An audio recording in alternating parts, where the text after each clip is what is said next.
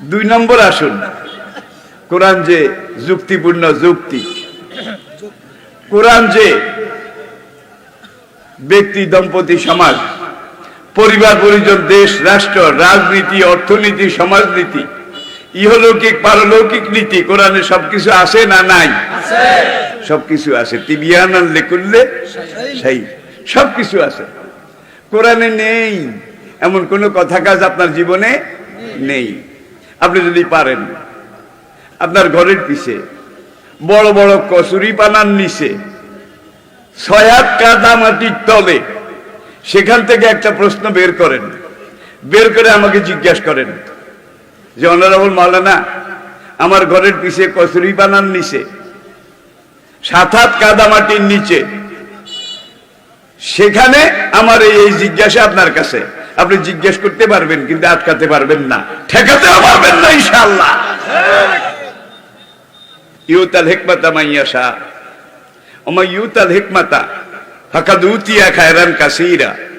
কোরআনের ইলম সবাই পায় না, চাইলেও পায় না, তবে চাইতে হবে, চেষ্টা করতে হবে, ঠিক কিনা বলেন? এটাও জান্নাতে যাওয়ার একটা পথ এবং পন্থা, পাথেয়। আল্লাহ যাকে বেশি পছন্দ করেন তাকে কোরআনের এমন ইলম দেন যে ইলম দুনিয়ার সবার উপরে। নেট, ইন্টারনেট, ইউটিউব যারা দেখেন, আজ থেকে 2-3 দিন আগে একজন মুফাসসির, একজন ইসলামী চিন্তাবিদ, একজন নাস্তিকের সাথে মোকাবিলা করেছে, বিতর্ক করেছে। আপনারা অনেকে হয়তো দেখেছেন। মৌলবীরা কিচ্ছু বুঝে না, কিচ্ছু জানে না, জানে না, না জানে, বুঝেন না, না বুঝে।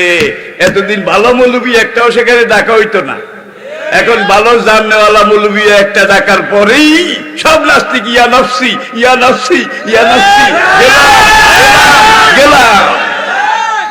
আমি না, যাকে নিয়েছে আমার একটা ছেলে, আমার রুহানি সন্তান, আমার রুহানি সন্তান। আজকে বাংলাদেশে যারা কোরআন তাফসীর করে, পেশ করে, ওরা সবাই কিন্তু আমাকে আব্বা ডাকে। মিজানুর রহমান আজহারি থেকে শুরু করে, এই যে একটু আগে ওয়াজ করলো আবু নসর, সামনে আসলে সবাই আমার কদম বুসি করে, হুজুর আমাদের আধ্যাত্মিক বাবা। এটাই ইসলাম, এটাই আদর্শ। কিন্তু দেখা যায় মাঠে এমন হুজুরও আছে যে হুজুর ওয়াজ শুরু করলে আরেক হুজুরের বিরুদ্ধে, যে হুজুর বক্তব্য শুরু করলে আরেক ইসলামী দলের বিরুদ্ধে। আসে না নাই? আসে না নাই? এটা ব্রিটিশের নীতি ছিল, divide and rule, divide and rule. এদেরকে বিভক্ত করো, বিভাজন করো এবং তোমরা শাসন করতে থাকো, শাসন করতে থাকো। কোন হুজুর কোন মাহফিলে যদি আরেক ইসলামী স্কলার, ইসলামী দলের বিরুদ্ধে কথা বলা শুরু করে, স্পিরিং এর মতো দাঁড়ায় যাবেন। হুজুর পারলে কোরআন হাদিসের কথা কন। আরেক হুজুরের শেকায়ত করার জন্য আপনাকে আমরা দাওয়াত দিয়ে আনি নাই। পারবেন? পারবেন? সাহস আছে? আছে, আছে, আলহামদুলিল্লাহ। তো যেই কথাটা আমি আপনাদের সামনে বলছিলাম, মৌলবীরা কিচ্ছু বুঝে না, বুঝে না, না বুঝে একবার আমারে টিভিতে জায়গা দেন না, কিন্তু আমার জায়গা নাই ভাই। আমার মতো যারা আছে তাদেরও জায়গা নাই, কারো জায়গা নাই। আমার সাপ ওনা একটা গেছে। এতদিন এমন এমন হুজুরদের এখানে জায়গা হইতো যে হুজুররা বোয়ালি কলমদার মার্কা, ইসলামের কোনো কিছু এটাকে কেটে সামনে আগাইতে পারে না। আলহামদুলিল্লাহ, আজকে এই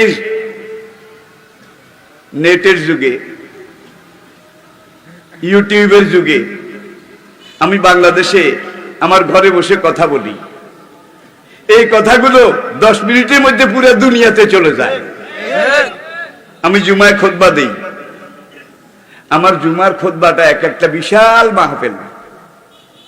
প্রত্যেক জুমাতে কমপক্ষে 20 থেকে 30টা ক্যামেরা আসে। জুমা আমি কাউকে চিনিও না। জুমার নামাজ শেষ হলেই আমেরিকাতে লোকেরা শুনে আমাকে ফোন করে, হুজুর আপনি আজকে যে বলেছেন, আহ কি যুক্তি, কি চমৎকার, হুজুর আরো বলেন, আল্লাহ আপনাকে হায়াত বাড়ায় দেখ। সারা দুনিয়া থেকে আমার কাছে ফোন আসে। আমার মতো একটা এই জুনা এলমের দিকে না, সে আমার একটা টিভিতে জায়গা দেন, দেখি অবস্থা কি হয়। আমার বাচ্চা একটার কামড়ে সবাই নফসি নফসি শুরু হয়ে গেছে, আর আমার মতো যদি শুরু হয়ে যায় তাহলে অবস্থাটা কি হবে? गर्व इस्तितलाल कारे दी बुदे फख्र राजी राजदारे दी बुदे इश्क ने हमें निकम्मा कर दिया और न हम भी काम किया आदमी थे। আজকে কোন জায়গায় আমাদের জায়গা নাই, ঠিক না বলেন? কোন জায়গায় মাহফিলে গেলেও জায়গা নাই। এমন চাপ সেখানে আসে, গিয়ে দেখি যে আমি নামছি, সামনে আমার লোকেরা নাই, সব মেনসুরিয়ারা। হুজুর আপনি গাড়িতে উঠেন, মাহফিল হবে না। বাইরে ভাই কি বেকায়দা। এখন আমি গাড়িতে উঠে রিটার্ন ব্যাক, এমন হয়তো নাই, এমন হয়তো নাই।